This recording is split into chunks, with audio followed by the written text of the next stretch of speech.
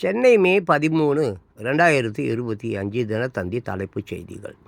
உலக செவிலியர் தினம். முதலமைச்சர் மு க ஸ்டாலின் வாழ்த்து. மும்பை மராட்டியத்தில் ஒரே நேரத்தில் 3 பெண்களை கொன்ற புலி துப்பாக்கியால் சுட்டு பிடிப்பு.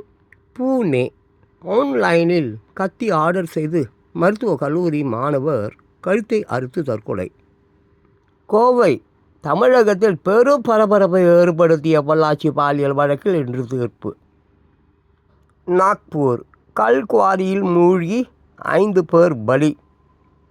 ராய்ப்பூர் சத்தீஸ்கர் தெலுங்கானா எல்லையில் 31 நக்சலைட்டுகள் சுட்டுக் கொலை. குற்றுப்படை தகவல். பேங்காக் மியான்மரில் இராணுவம் வான் வழி தாக்குதல். பள்ளி மாணவர்கள் 20 பேர் பலி. புதுடெல்லி பாகிஸ்தான் தொடர்ந்து கண்காணிக்கப்பட்டு வருகிறது. அவசியம் ஏற்பட்டால் மீண்டும் தாக்குவோம். முப்படை அதிகாரிகள் அறிவிப்பு.